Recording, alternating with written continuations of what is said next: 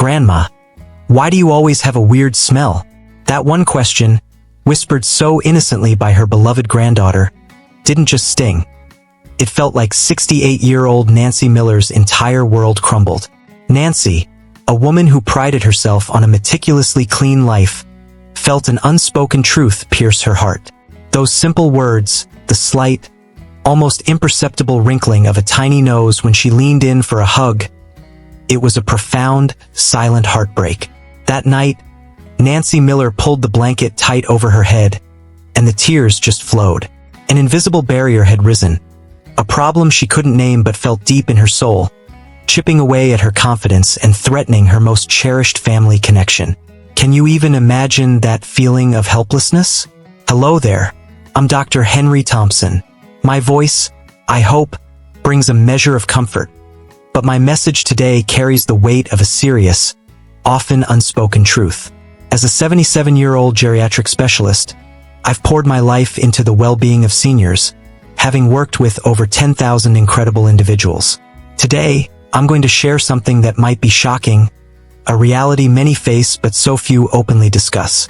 Perhaps no one has ever dared to say this straight to your face. Have you felt it? That sudden awareness of an empty seat next to you on the bus when all others are taken? A beloved grandchild's almost imperceptible hesitation? A slight lean back before an embrace? Or perhaps a daughter-in-law who, bless her heart, always seems to be finding reasons to open windows, even on a chilly day. This, my dear friends, is often the pervasive, yet rarely confronted, old age smell. Do I, Dr. Henry, sometimes notice it in myself? Yes, I do. It's an incredibly delicate subject, isn't it? And here's an astonishing fact I've uncovered after examining thousands. A staggering 99% of people over 60 don't actually notice their own distinct odor. Yet, those around them, family, friends, even casual acquaintances, often do. What's even sadder, and this is the part that truly breaks my heart, is that most families, terrified of causing hurt or embarrassment, never dare to mention it. So the silence persists. Seniors remain unaware, their vibrant hope for easy, unaffectedly close connections sometimes dimming, replaced by a confusing sense of distance. But please, if you're feeling a knot in your stomach right now, do not despair. This is not a life sentence. This is not some unshakable curse you must endure forever. If you stick with me through this, you'll discover how to step decisively out of these shadows, reclaim your space, and finally silence those hurtful whispers, real or imagined. Many of you, I know, might now be asking with a lump in your throat, Dr. Henry, is this me? And perhaps you've even tried, quietly and with a hopeful heart, to find solutions on your own. To those brave souls, I say your journey for answers has led you to the right place. And speaking of trying solutions, let me tell you about a gentleman named George Carter, a man who, like Nancy, thought he was doing everything right. The heartbreak of an unspoken scent. Why covering it up only deepens the silence. Indeed, many of you have likely tried, with the very best intentions, to find your own ways to manage what you quietly suspect, only to find these efforts leading to more confusion, more frustration, or even, heartbreakingly, more isolation. It's a common path, one unfortunately paved with well-meaning misconceptions. Take George Carter, for instance. George was an absolutely meticulously clean man, the kind of person who bathed daily, whose home was spotless. Can you even begin to imagine his utter devastation? Then, the day his son brought some friends home, and a hushed, careless whisper, "Man, that old guy smell is strong," drifted to his ears, George Carter was floored. His world didn't just tilt, it felt like it shattered. The emotional pain was so raw, so profound, that from that moment forward, whenever his beloved grandkids visited, he found himself retreating, rarely leaving the confines of his own room. His confidence, once so robust, was cruelly undermined by an invisible adversary he couldn't fight because he didn't understand it. He felt utterly trapped. Does that resonate with anyone? That feeling of being judged for something you can't control? This reaction, this soul-crushing withdrawal, is an experience I've encountered more times than I can count in my decades of practice. And what's the almost universal first step when faced with an unwelcome scent? An attempt to mask it, right? is practically an instinct. The results of these misconceptions? I see them walk into my office almost daily. Just last week, 88-year-old Frank Wilson sat before me, his story, and the hurt it carried, tumbling out. "Hey, Dr. Henry," he began, his voice thick with an emotional pain he'd shouldered for far too long. "I use pricey cologne, the very best I can find, the kind they advertise with all those fancy promises. But my own son, he still won't stay in my room for more than a minute. He just flings the window wide open the second he walks in." Frank looked down, the sting of that rejection, that unspoken judgment, still so painfully fresh. "You know how much that hurts, document. I just had to be real with him about how it made me feel.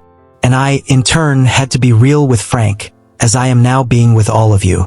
"Frank," I said, my tone as gentle yet firm as I could make it, "I am truly, deeply sorry you're going through this anguish, but that cologne isn't fixing the issue. The difficult, unvarnished truth is, it's probably making the situation noticeably worse. How could that possibly be? You spend all that money, you make the effort, and it backfires? Well, yes. Think about it. Masking odors with a strong fragrance simply layers a new, often overpowering, scent on top of the existing one. It's precisely like spraying a heavily perfumed, chemical-laden air freshener in a bathroom that desperately needs a thorough scrubbing. Does it eliminate the underlying problem? Not for a second. Instead, it often creates a muddled, cloying, and frankly, often more unpleasant and unbearable combination of smells. This, my friends, is one of the most common and most tragically painful misconceptions about dealing with body odor. It's a multi-billion-dollar industry built on a flawed premise. This vicious cycle, smelling something off, dousing oneself in cologne or strong deodorant, and then facing even more pointedly opened windows or the subtle, heartbreaking distancing from loved ones, only deepens the emotional pain.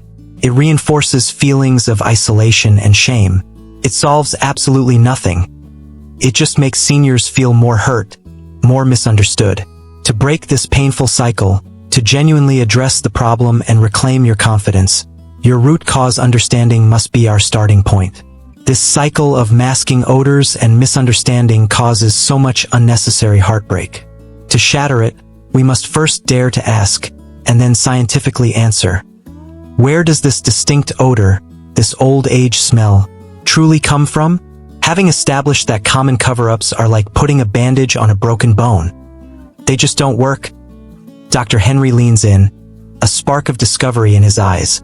"So," he begins, his voice inviting you into a shared secret. "If covering it up isn't the answer, what truly lies at the root of this elusive smell? For many years, this was a puzzle. But here's the exciting part. The science of aging smell now gives us crystal clear answers. Are you ready to uncover that truth? Because understanding why is your first giant leap to conquering it." Dr. Henry's revelation, the hidden science behind why we change. To truly get a handle on this, Dr. Henry continues, his enthusiasm infectious. We need to peek under the hood at what's happening inside our amazing bodies. And let me shout this from the rooftops. This is not your fault. Our bodies naturally change as we age. It's the rhythm of life, a testament to our journey. And as they change, so can our personal scent. Let's dive into 3 major physiological shifts that are absolute game changers here. You might be surprised. First, let's talk about sweat changes. When we're younger, we tend to sweat more, a natural bodily function.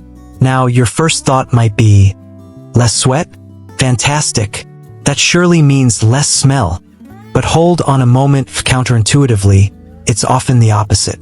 Sweat, you see, is one of your body's unsung heroes, a natural cleansing mechanism that helps flush out toxins and surface gunk. As we age, particularly past 60, sweat production can dramatically decrease, sometimes by nearly half. Imagine having fewer personal cleanup crews on duty. It means more of that gunk can linger on your skin. And what happens to lingering gunk? It becomes a 5-star, all-you-can-eat buffet for bacteria. And what do bacteria do when they feast and multiply? Bingo! They produce odor. Nancy Clark, a wonderfully spry 71-year-old, once posed this very question to me. Dr. Henry, I barely break a sweat these days, even in the summer heat. So why on earth do I sometimes notice this new, unwelcome smell? It's precisely because that internal cleansing mechanism has slowed its pace. Robert Evans, 73, had a similar light bulb moment in my office. "You know, Doc," he mused, "back in the day I used to sweat buckets, worried about it all the time. Now it's pretty much gone. I thought that was a good thing, but you're telling me it's not so good for this other issue." Exactly, Robert. Less internal flushing means more potential for external buildup. Are you starting to see how these natural changes can have unexpected consequences? Second, and folks, this is the big one, the aha moment for so many, the key that unlocks so much understanding, is how our sebum changes. What's sebum? It's that oily, waxy substance produced by our skin's sebaceous glands. It helps keep our skin moisturized. Here's the incredible revelation that took years of dedicated scientific research to pinpoint. As we age, the chemical makeup of our sebum alters significantly. Young sebum and older sebum are, chemically speaking, different beasts. And in older age, our sebum starts to contain a much higher concentration of a specific unsaturated aldehyde called nonenal. That's NONENAL. After more than 30 years in geriatric medicine and research, I've seen firsthand how nonenal levels can begin to surge from around age 50, often peaking near 70. Now, what is this nonenal that suddenly makes an appearance? It's an oxidized omega-7 unsaturated fatty acid. It's practically a ghost in the sebum of younger individuals, but it becomes the main character, the primary olfactory culprit, behind that distinct, often described as somewhat grassy, waxy, or even a bit greasy, old person's smell. A scent that people find so hard to define but instantly recognize. It is crucial to understand. This is not about being unclean. It's a fundamental biochemical shift producing a substance that simply wasn't there in the same significant amounts before. Mind-blowing, isn't it, when science pulls back the curtain like that? Third, and just as important, there's a significant shift in our oral cavity, primarily due to saliva reduction. It's a fact that past the age of 60, saliva production can decrease by over 50% for many individuals. Now, saliva isn't just simple moisture. It's your mouth's dedicated bodyguard and janitor, all in one. It washes away food particles, neutralizes damaging acids, and constantly battles bacteria. When there's less saliva, the common result is dry mouth, medically known as xerostomia. And what happens in a persistently dry mouth? It becomes party central for oral bacteria. They multiply unchecked, leading to persistent bad breath or halitosis, which definitely contributes to the overall perceived body odor and can significantly impact social interactions. Linda Harris, a lovely and articulate 69-year-old, shared her private worry with me. "My mouth often feels so terribly dry, Dr. Henry, and I'm mortified because I can sometimes smell my own breath when I talk. It makes me so hesitant to get too close to my grandkids. So I find myself unconsciously standing back when I'd rather be pulling them in for a cuddle." That reduced saliva flow is very often the silent, overlooked culprit. So, you see, Dr. Henry explains, his expression filled with understanding and a desire to empower. All those daily showers, the expensive soaps, the hopeful spritzes of perfume, they often don't even begin to touch these deep-seated, scientifically validated reasons. Fundamental sweat changes, the surprising emergence of nonenal due to fundamentally altered sebum, and significant saliva reduction leading to dry mouth. These are natural physiological shifts, a part of the tapestry of aging, not a reflection on your personal hygiene efforts. But here's the truly wonderful news, the part that should fill you with hope. Understanding this science is the golden key that unlocks the door to real, tangible, effective solutions. Now, doesn't that just shift your entire perspective on this challenge? The simple secret to a new beginning, washing away years of worry, feeling an invisible barrier, an unspoken scent creating distance where you crave closeness? What if I told you the answer to washing away years of worry and reducing 90% of this specific smell isn't hidden in some expensive potion but in something remarkably simple, not just that you wash but how and where you wash? Before we even talk soap, Dr. Henry Thompson stresses a foundational step: hydration. Drink enough warm water, aim for 6 glasses daily. He advises, his voice firm but kind. Think of water as your body's internal sweeper. It diligently flushes out those lurking toxins. Just ask Margaret Adams, a vibrant 72-year-old. Initially, she found it a struggle. Making myself drink that much was tough at first, she confessed. But after a month of gentle persistence, my skin felt better, more supple, Margaret shared, her eyes twinkling. And the most wonderful part? My little grandkids snuggled up close the other day and whispered, "I smell nice." That one comment, that sweet hug, meant the entire world. Imagine that, a simple glass of water paving the way for such precious joy. Isn't that a habit worth cultivating starting today? Next up in your journey to a new beginning, embrace the gentle, healing power of light walks in the sunlight. Just 20 minutes strolling in natural sunlight, Dr. Henry advises, can work absolute wonders for your skin's health and significantly reduce surface bacteria. Think of the sun as a natural, free sterilizer. Fred Taylor, a gentleman who initially found any exercise daunting due to achy joints, started with just 10 minutes a day. At first, even that felt like a lot, Fred admitted, but I stuck with it. Now, that little bit of sun and gentle movement, it just feels good. I feel fresher. These fundamental habits, hydration and sunlight, lay essential groundwork. But now, Dr. Henry leans in, ready to share the core of his method, the part that often yields the most dramatic, almost unbelievable results. This, he says, a knowing smile playing on his lips, is the big secret, the game changer. When you're in the shower, you must scrub 3 specific types of spots, and scrub them thoroughly, with intention. Are you ready to discover these critical, often missed areas that could literally change everything about how you feel and how others perceive you? This might just be the information you've been searching for. Second on Dr. Henry's Eat for Freshness list, make sure you fill your plate with plenty of watery fruits and veggies. Think of crisp watermelon on a summer day, juicy pears, crunchy cucumbers, and those versatile tomatoes again. Why these specifically? Watery fruits and vegetables, Dr. Henry clarifies, are nature's hydrating heroes.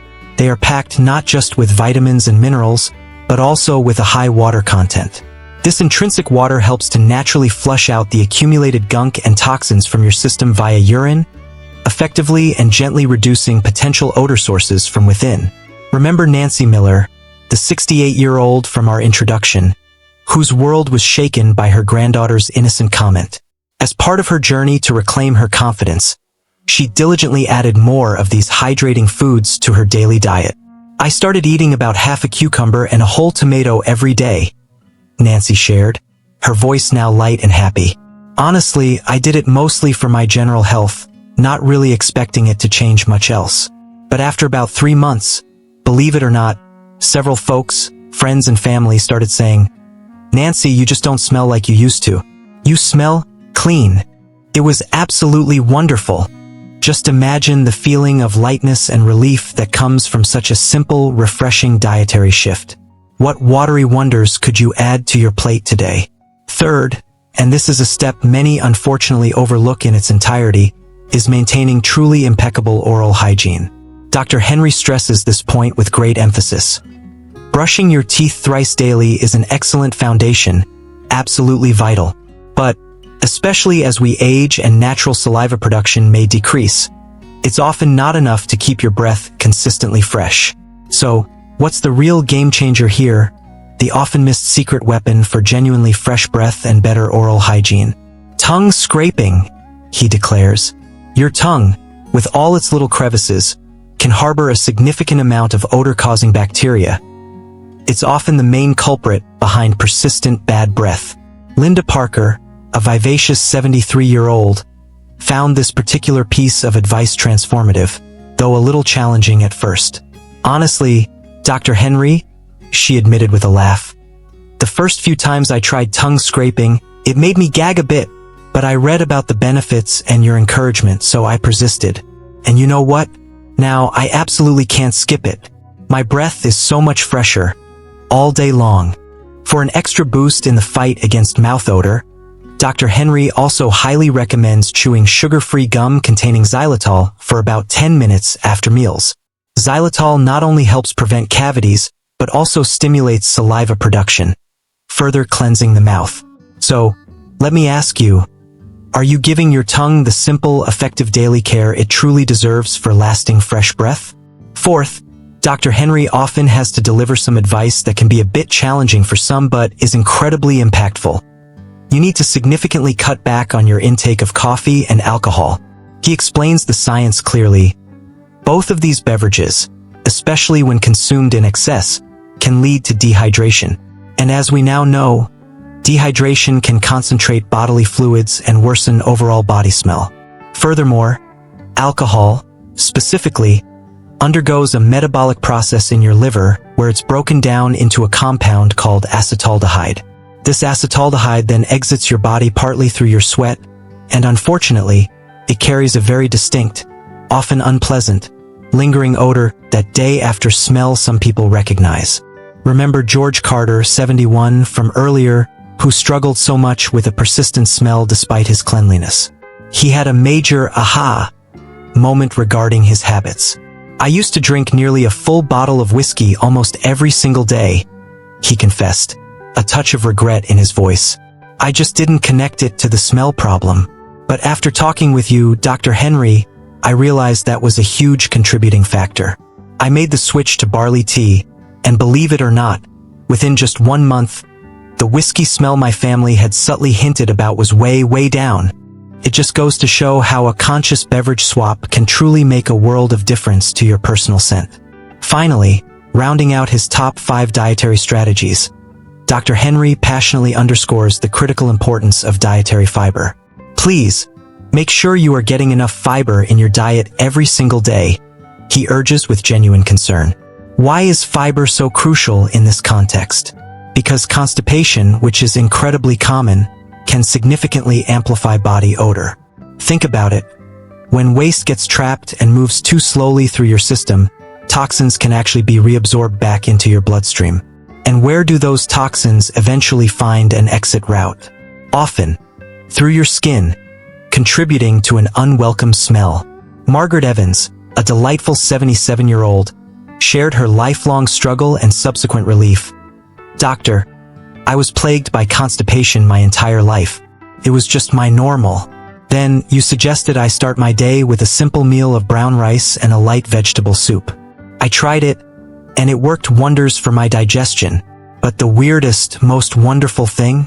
My overall body smell, which I hadn't even directly connected, dropped too.